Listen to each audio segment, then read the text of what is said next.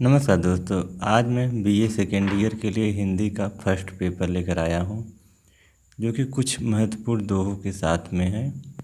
तो पहला दोहा है जो कि सूर्यकांत त्रिपाठी निराला जी का है। तो इसने निर्भर बह गया है, रेत ज्यों तन रह गया है।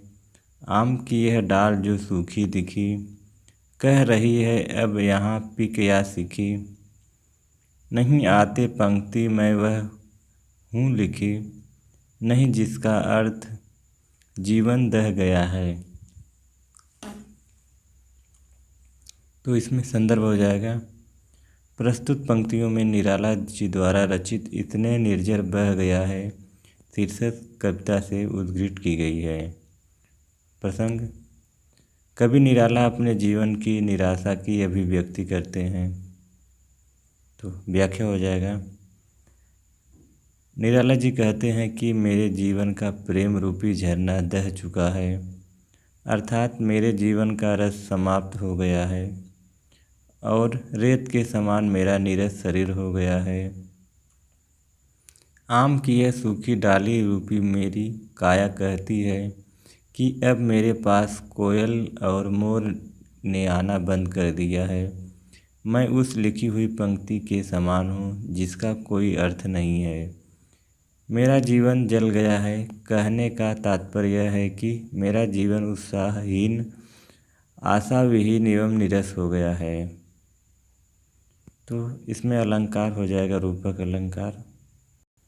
अगला है सुमित्रानंद पंत जी का पद है, सघन मेघों का भीमाकाश गरजता है जब तमसाकार। दीर्घ भरता समीर निश्वास, प्रखर झरती जब पावस धार। न जाने तपक तड़ित में कौन, मुझे इंगित करता तब मौन। संदर्भ हो जाएगा, प्रस्तुत पंक्तियाँ सुमित्रानंदन पंत द्वारा रचित मौन निमंत्रण कविता से अवतरित है। प्रसंग, बरसात होने के पूर्व बादलों की स्थिति का वर्णन है। व्याख्या है, जब विशाल गगन गहरे बादलों से घिरकर अंधकारपूर्ण बन जाता है और बादल घोर गर्जना करने लगते हैं, हवा किसी बिहरिड़ी के गहरे सांसों किसी प्रबल झोंकों में चलने लगती है और मूसलाधार वर्षा होने लगती है, तब न जाने कौन मुझे झट से बिजली के रूप में संकेत करके अपने पास आने का बुलावा देता है। अगला पद है, खर कोमल शब्दों का चुन चुन मैं लिखता जन जन के मन पर। मानव आत्मा का खाद्य प्रेम जिस पर है जग जीवन निर्भर। मैं जग जीवन का शिल्पी हूँ, जीवित मेरी वाणी के स्वर। जन मन के मांस खंड पर मैं मुद्रित करता हूँ सत्य अमर। तो इसमें प्रसंग वही है, सब सुमित्रानंदन पंत जी का ही है। तो व्याख्या देख लेते हैं। कवि कहता है कि मैं जन जन के मानस पलट पर कठोर और कोमल शब्दों को बहुत ध्यान से चुन चुन कर लिखता हूँ।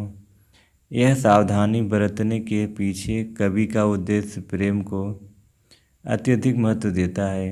कवि कहता है कि प्रेम तो मनुष्य की आत्मा का पोषक खाद्य तत्व है।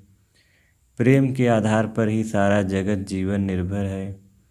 चूँकि कवि स्वयं को जगत जीवन का शिल्पी मानता है, इसलिए उसकी वाणी का स्वर अमर सत्य है।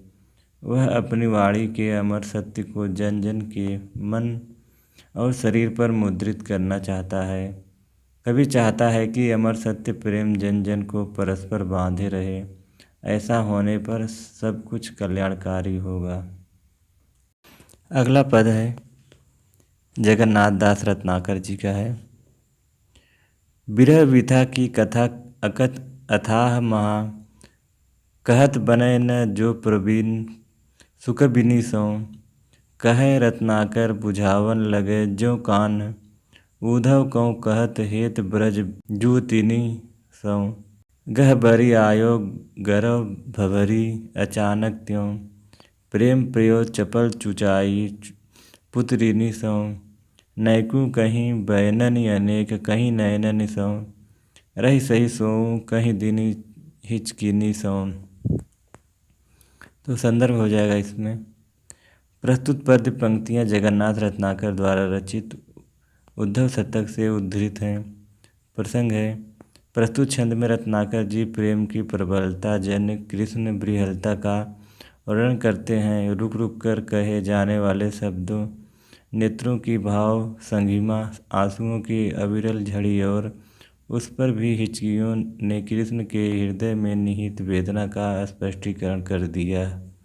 इस छंद से प्रेम का कथा का उपक्रम हो रहा है। व्याख्या है, प्रस्तुत विरह वारिस की गहराई की माप आज तक किसी ने कर ही नहीं पाई। सामान्य व्यक्ति की शक्ति का तो कहना ही क्या। जब प्रवीण सुकवि भी विरह व्यथा का वर्णन करना चाहते थे तो उनकी कल्पना पर विहीन हो जाती है। फिर जब कृष्ण युवतियों के प्रति विरह वेदना का, जिसमें प्रेम की प्रत्यक्षानुभूति होती है, संदेश देने के लिए तत्पर भी हुए तो जिस बात की आशंका थी वही हुई।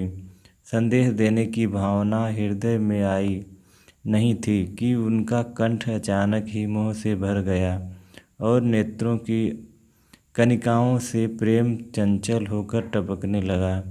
प्रिय स्मृति के गुरुतर भार के दबाव पड़ने से अश्रु प्रवाह प्रारंभ हुआ। परिणामतः उन्होंने कुछ बातें टूटे फूटे शब्दों में कही। गद्य का अधिकांश आंसुओं के माध्यम से व्यक्त हुआ, फिर भी अवशिष्ट भाग हिचकियों से द्वारा प्रकट किया गया। तो दोस्तों बस यही कुछ पद थे बीए सेकेंड ईयर हिंदी का फर्स्ट पेपर के लिए।